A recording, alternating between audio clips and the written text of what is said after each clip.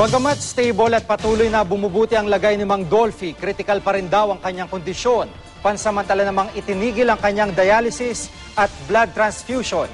Live mula sa Makati Medical Center, may report si Lala Roque. Lala?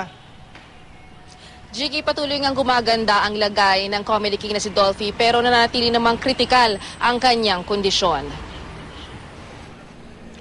Nasa intensive care unit o ICU pa rin sa Makati Medical Center ang hari ng komedya ayon kay Dr. Eric Nubla, director ng MMC Patients Relations. Itinigil na rin daw ang ilang gamot dahil sa pagpapakita ng recovery ni Dolphy. Maging ang pagkukumbulsyon at ang unang pinangangambahang epekto ng toxic metabolic encephalopathy, wala na.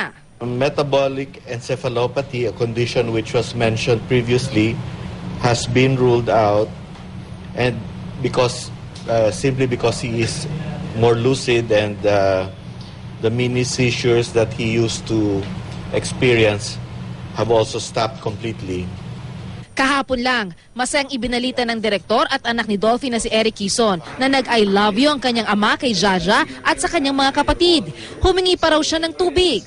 Nagbibigay pag-asa raw sa pamilya ang bahagyang pagganda ng kondisyon ng kidney ni Mang Dolphy. His kidney function is still low. It's at a 10%. He is also being monitored closely. Hindi rin muna nagsagawa ng dialysis at blood transfusion ngayon at kailangan pa siyang obserbahan. Nagkaroon din daw ng impeksyon si Dolphy dahil sa kanyang mababang immune system. Patuloy rin ang pagbuhos ng suporta kay Dolphy. Ang mga movie and TV director na sina Loris Galyen at Joey Reyes, ipinagdarasal ang pagbuti ng kanyang kondisyon. Suportado rin nila ang panawagang ihirang na national artist ang King of Comedy.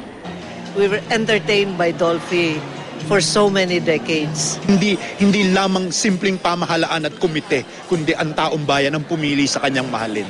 At dahil sa bagay na yon, siya ay isang national treasure.